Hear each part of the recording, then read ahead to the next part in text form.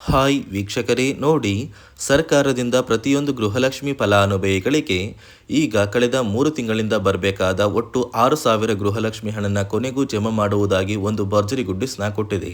ಆದರೆ ನೀವು ಎಷ್ಟು ಬೇಗ ಗೃಹಲಕ್ಷ್ಮಿಗೆ ನಿಮ್ಮ ವೋಟರ್ ಐ ಡಿ ಮತ್ತು ನಿಮ್ಮ ಜಾತಿ ಪ್ರಮಾಣ ಪತ್ರನ ಲಿಂಕ್ ಮಾಡಿಸ್ತೀರಾ, ಅಂದರೆ ಮರು ಅರ್ಜಿ ಮೂಲಕ ಲಿಂಕ್ ಮಾಡಿಸ್ತೀರಾ, ಅಷ್ಟು ಬೇಗ ನಿಮ್ಮ ಬ್ಯಾಂಕ್ ಖಾತೆಗೆ 6,000 ಹಣ ಒಟ್ಟಿಗೆ ಬರುವುದಾಗಿ ಸರ್ಕಾರ ಮಾಹಿತಿ ಕೊಟ್ಟಿದ್ದು, ನಿಮ್ಮ ಮೊಬೈಲಲ್ಲೇ ನೀವು ಈ 2 ದಾಖಲಾತಿಗಳನ್ನ ನಿಮ್ಮ ಗೃಹಲಕ್ಷ್ಮಿಗೆ ಲಿಂಕ್ ಮಾಡಿಸೋದಕ್ಕೆ ಸರ್ಕಾರ ಒಂದು ಆ್ಯಪ್ ಕೂಡ ಕೊಟ್ಟಿದ್ದು, ಆ ಒಂದು ಆ್ಯಪಲ್ಲಿ ಹೇಗೆ ನೀವು ಸ್ಟೆಪ್ ಬೈ ಸ್ಟೆಪ್ ಈ ಒಂದು ಗೃಹಲಕ್ಷ್ಮಿಗೆ ಮರು ಅರ್ಜಿನ ಹಾಕಬೇಕು ಅಂತ ನಾನು ನಿಮಗೆ ತಿಳಿಸ್ಕೊಡ್ತೀನಿ.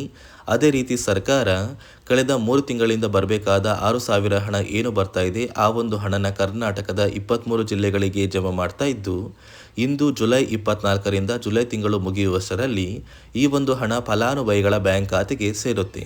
ಹಾಗಾದರೆ ಬನ್ನಿ ವೀಕ್ಷಕರೇ, ಯಾವ ಫಲಾನುಭವಿಗಳಿಗೆ ಹಣ ಬರ್ತಾ ಇದೆ, ಯಾರಿಗೆಲ್ಲ ಹಣ ಕ್ಯಾನ್ಸಲ್ ಆಗ್ತಾ ಇದೆ ಅಂತ ನಾನು ನಿಮಗೆ ಈ ಒಂದು ವಿಡಿಯೋದಲ್ಲಿ ಸಂಪೂರ್ಣವಾಗಿ ತಿಳಿಸ್ಕೊಡ್ತೀನಿ. ಅದಕ್ಕಿಂತ ಮೊದಲು ನೋಡಿ ವೀಕ್ಷಕರೇ, ನೀವು ನನ್ನ ಚಾನಲ್ನ ಸಬ್ಸ್ಕ್ರೈಬ್ ಆಗದೆ ಆಗಿ ವಿಡಿಯೋ ನೋಡ್ತಾ ಇದ್ರೆ ದಯವಿಟ್ಟು ಪ್ರತಿಯೊಬ್ಬರು ಚಾನಲ್ನ ಸಬ್ಸ್ಕ್ರೈಬ್ ಮಾಡ್ಕೊಳ್ಳಿ, ಹಾಗೆ ವಿಡಿಯೋಗೆ ಒಂದು ಲೈಕ್ನ ಕೊಡಿ. ಹೌದು ವೀಕ್ಷಕರೇ, ಸರ್ಕಾರದಿಂದ ಪ್ರತಿಯೊಂದು ಗೃಹಲಕ್ಷ್ಮಿ ಫಲಾನುಭವಿಗಳಿಗೆ ಒಂದು ಮುಖ್ಯವಾದ ಮಾಹಿತಿನ ಕೊಟ್ಟಿದೆ. ಅಂದರೆ ನಿಮ್ಮ ಬ್ಯಾಂಕ್ ಖಾತೆಗೆ ಇನ್ನು ಮುಂದೆ ಪ್ರತಿ ತಿಂಗಳು ಗೃಹಲಕ್ಷ್ಮಿ ಹಣ ಬರುತ್ತೆ. ಕಳೆದ 2 ತಿಂಗಳಿಂದ ಹಣ ಬರ್ತಾ ಇರಲಿಲ್ಲ. ಈಗ 2 ತಿಂಗಳ ಹಣ ಮತ್ತು ಜುಲೈ ತಿಂಗಳ ಹಣ ಸೇರಿ ಒಟ್ಟು 3 ತಿಂಗಳ 6,000 ಹಣನ ನಾವು ಜಮಾ ಮಾಡ್ತೀವಿ ಅಂತ ಸರ್ಕಾರ ಗುಡ್ ನ್ಯೂಸ್ನ ಕೊಟ್ಟಿದೆ. ಆದರೆ ನೀವು ಎಷ್ಟು ಬೇಗ ನಿಮ್ಮ ಒಂದು ವೋಟರ್ ಐ ಡಿ ಮತ್ತು ನಿಮ್ಮ ಜಾತಿ ಪ್ರಮಾಣ ಪತ್ರನ ಎಷ್ಟು ಬೇಗ ಗೃಹಲಕ್ಷ್ಮಿಗೆ ಲಿಂಕ್ ಮಾಡಿಸ್ತೀರಾ, ಅಷ್ಟು ಬೇಗ ಹಣ ಬರುತ್ತೆ. ಸರ್ಕಾರ ಮೊಬೈಲಲ್ಲೇ ಮರು ಅರ್ಜಿಗೆ ಅವಕಾಶ ಮಾಡಿಕೊಟ್ಟಿದೆ.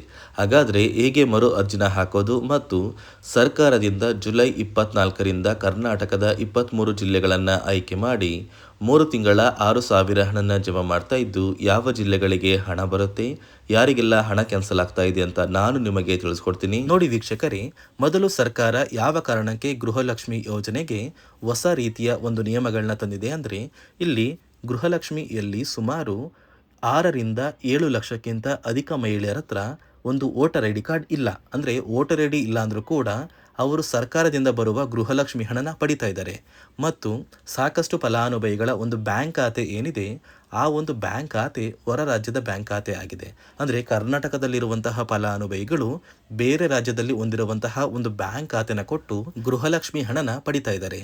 ಅದೇ ರೀತಿ ಸಾಕಷ್ಟು ರೀತಿಯ ಹೊಸ ಬದಲಾವಣೆಗಳು ಯಾವ ಕಾರಣಕ್ಕೆ ಬರ್ತಾ ಇದೆ ಅಂದರೆ, ಗೃಹಲಕ್ಷ್ಮಿ ಯೋಜನೆಯಲ್ಲಿ ಅರ್ಹವಿರುವ ಫಲಾನುಭವಿಗಳಿಗೆ, ಅಂದರೆ ಕರ್ನಾಟಕದವರಾಗಿದ್ದು ಕರ್ನಾಟಕದಲ್ಲೇ ವೋಟರ್ ಐ ಡಿನ ಹೊಂದಿದ್ದು ಕರ್ನಾಟಕದ ಫಲಾನುಭವಿಗಳಾಗಿದ್ದು ಇವರ ಬ್ಯಾಂಕ್ ಖಾತೆಗೆ ಹಣ ತಲುಪಬೇಕು. ಬೇರೆ ಫಲಾನುಭವಿಗಳಿಗೆ ಯಾವುದೇ ಕಾರಣಕ್ಕೂ ಹಣ ತಲುಪಬಾರದು ಅಂತ ಸರ್ಕಾರ ನಿರ್ಧಾರ ಮಾಡಿದೆ. ಇದೇ ಕಾರಣಕ್ಕೆ ಸಾಕಷ್ಟು ಫಲಾನುಭವಿಗಳು ಗೃಹಲಕ್ಷ್ಮಿ ಯೋಜನೆಯ ಒಂದು ಅರ್ಹರ ಪಟ್ಟಿಯಿಂದ ಕ್ಯಾನ್ಸಲ್ ಆಗ್ತಾ ಇದ್ದಾರೆ.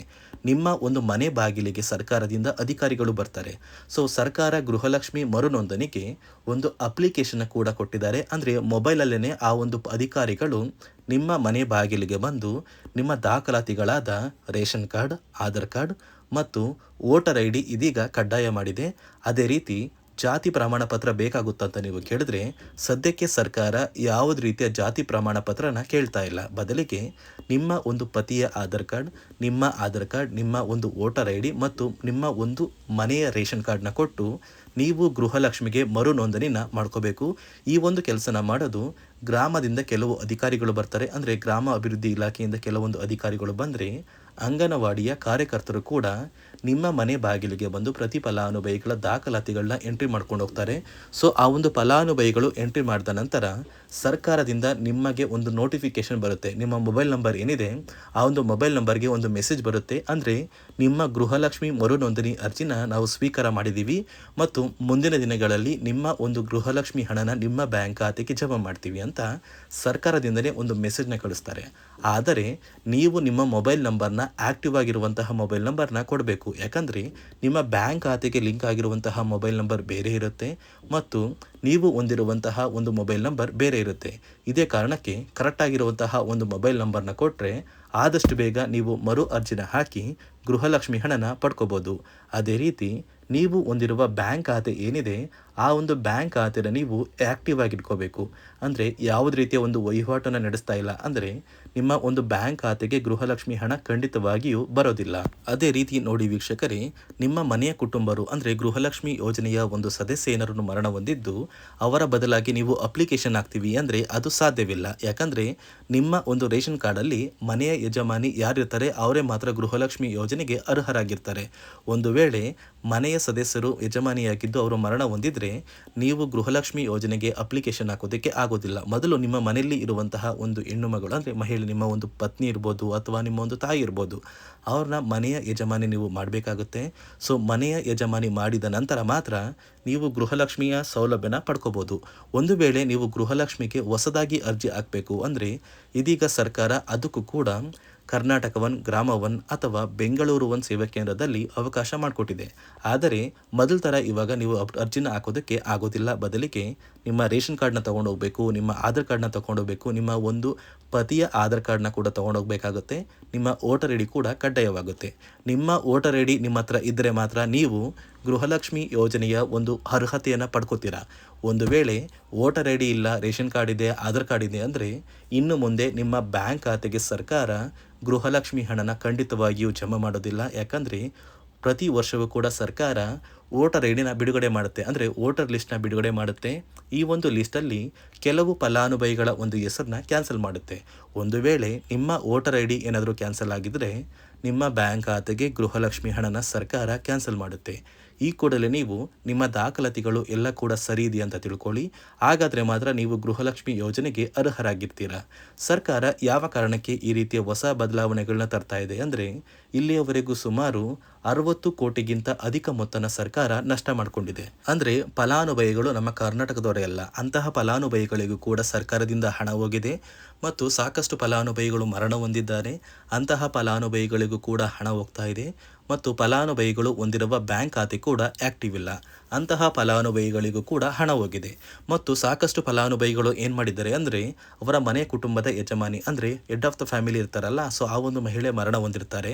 ಸೊ ಏನೋ ಒಂದು ಕಾರಣದಿಂದ ಮರಣ ಹೊಂದಿದ್ದು ಅವರ ಬ್ಯಾಂಕ್ ಖಾತೆಗೆ ಬರುವ ಗೃಹಲಕ್ಷ್ಮಿ ಹಣನ ಒಂದು ATM ಮೂಲಕ ವಿತ್ಡ್ರಾ ಮಾಡಿದ್ದಾರೆ ಮತ್ತು ಫೋನ್ಪೇ ಮೂಲಕ ಟ್ರಾನ್ಸ್ಫರ್ ಮಾಡ್ಕೊಂಡಿದ್ದಾರೆ. ಇದೀಗ ಸರ್ಕಾರ ಈ ರೀತಿಯ ಒಂದು ಹೊಸ ಬದಲಾವಣೆಗಳನ್ನ ಜಾರಿಗೆ ತಂದರೆ ಯಾರಿಗೂ ಕೂಡ ಗೃಹಲಕ್ಷ್ಮಿ ಹಣ ಮೋಸ ಆಗೋದಿಲ್ಲ ಮತ್ತು ಪ್ರತಿ ಫಲಾನುಭವಿಗಳಿಗೆ ಹಣ ಬಂದೇ ಬರುತ್ತೆ ಅಂತ ಆದೇಶ ಕೊಟ್ಟಿದೆ.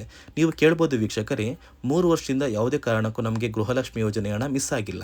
ಸೊ ಇದೀಗ ಏನಕ್ಕೆ ಸಡನ್ ಆಗಿ ಈ ಥರ ಬದಲಾವಣೆಗಳು ಬರ್ತಾ ಇದೆ ಅಂದರೆ ಸರ್ಕಾರದಿಂದ ಕೆಲವು ಅಧಿಕಾರಿಗಳು ಒಂದು ಚರ್ಚೆ ನಡೆಸಿದ್ದಾರೆ. ಒಂದು ಸಭೆಯಲ್ಲಿ ಗೃಹಲಕ್ಷ್ಮಿ ಯೋಜನೆಯ ಕುರಿತು ಒಂದು ಸಭೆ ಮಾಡಿದಾಗ ಅಲ್ಲಿ ಗೃಹಲಕ್ಷ್ಮಿ ಯೋಜನೆಯಲ್ಲಿ ಸಾಕಷ್ಟು ರೀತಿಯ ಲೋಪದೋಷಗಳು ಕಂಡು ಬಂದಿದೆ. DBT ಮೂಲಕ ನಿಮ್ಮ ಬ್ಯಾಂಕ್ ಖಾತೆಗೆ ಹಣನ ಹಾಕಬೇಕಾದ್ರೆ ಸಾಕಷ್ಟು ಫಲಾನುಭವಿಗಳಿಗೆ ಹಣ ಹೋಗ್ತಾ ಇದೆ.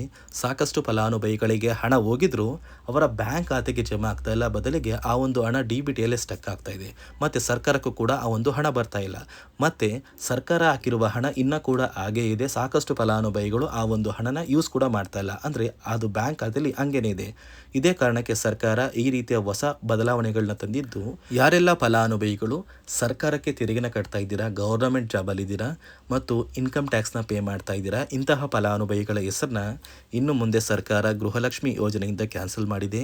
ನಿಮ್ಮ ಒಂದು ರೇಷನ್ ಕಾರ್ಡ್ BPL ರೇಷನ್ ಕಾರ್ಡಿಂದ APL ಆಗಿದ್ರು ಕೂಡ ನೀವು ಗೃಹಲಕ್ಷ್ಮಿ ಯೋಜನೆಯನ್ನು ಪಡೆಯೋದಕ್ಕೆ ಅರ್ಹರಾಗಿರ್ತೀರಾ. ಅದೇ ರೀತಿ ಸರ್ಕಾರದಿಂದ ಒಟ್ಟು ಕರ್ನಾಟಕದ 23 ಜಿಲ್ಲೆಗಳನ್ನು ಆಯ್ಕೆ ಮಾಡಿ ಸರ್ಕಾರ 3 ತಿಂಗಳ 6,000 ಹಣನ ಜಮಾ ಮಾಡ್ತಾ ಇದ್ದು, ಇಂದು ಶುಕ್ರವಾರ ಜುಲೈ 24ರಿಂದ ಈ ಒಂದು ಹಣನ 23 ಜಿಲ್ಲೆಗಳಿಗೆ ಜಮಾ ಮಾಡ್ತಾ ಇದೆ. ಯಾವ 23 ಜಿಲ್ಲೆಗಳಿಗೆ ಹಣ ಬರ್ತಾ ಇದೆ ಅಂದರೆ ಬೆಂಗಳೂರು ನಗರ, ಬೆಂಗಳೂರು ಗ್ರಾಮಾಂತರ, ರಾಮನಗರ, ಚಿಕ್ಕಬಳ್ಳಾಪುರ, ಚಿತ್ರದುರ್ಗ, ದಾವಣಗೆರೆ, ಕೋಲಾರ, ಶಿವಮೊಗ್ಗ, ತುಮಕೂರು, ಚಾಮರಾಜನಗರ, ಚಿಕ್ಕಮಗಳೂರು, ದಕ್ಷಿಣ ಕನ್ನಡ, ಹಾಸನ, ಕೊಡಗು, ಮಂಡ್ಯ, ಮೈಸೂರು, ಉಡುಪಿ, ಬಾಗಲಕೋಟೆ, ಬೆಳಗಾವಿ, ವಿಜಯಪುರ, ಧಾರವಾಡ, ಗದಗ, ಬಳ್ಳಾರಿ, ಬೀದರ್, ಕಲಬುರಗಿ, ರಾಯಚೂರು, ಯಾದಗಿರಿ, ವಿಜಯನಗರ ಹೀಗೆ ಸರ್ಕಾರ ಒಟ್ಟು 3 ತಿಂಗಳ ಗೃಹಲಕ್ಷ್ಮಿ ಯೋಜನೆಯ 6,000 ಹಣನ ಜಮಾ ಮಾಡ್ತಾ ಇದೆ. ಈ ಒಂದು ಹಣ ನಿಮ್ಮ ಬ್ಯಾಂಕ್ ಖಾತೆಗೆ ಆದಷ್ಟು ಬೇಗ ಬರುತ್ತೆ. ಈ ಒಂದು ವಿಡಿಯೋನ ನಿಮ್ಮ ಪ್ರತಿಯೊಂದು ಸ್ನೇಹಿತರಿಗೆ ಶೇರ್ ಮಾಡಿ, ಅವರ ಬ್ಯಾಂಕ್ ಖಾತೆಗೂ ಕೂಡ ಗೃಹಲಕ್ಷ್ಮಿ ಹಣ ಬರುತ್ತೆ ಅಂತ ತಿಳಿಸಿ ಅಂತ ಹೇಳ್ತಾ, ಇದಿಷ್ಟು ಸರ್ಕಾರದಿಂದ ಬಂದಿರುವ ಮಾಹಿತಿಯಾಗಿದ್ದು, ನಾನು ಕೊಟ್ಟಿರುವ ಮಾಹಿತಿ ನಿಮಗೆ ಇಷ್ಟ ಆಗಿದ್ದಲ್ಲಿ ನನ್ನ ಚಾನಲ್ನ ಸಬ್ಸ್ಕ್ರೈಬ್ ಮಾಡಿಕೊಂಡು ಹಾಗೆ ವಿಡಿಯೋಗೆ ಒಂದು ಲೈಕ್ನ ಕೊಡಿ.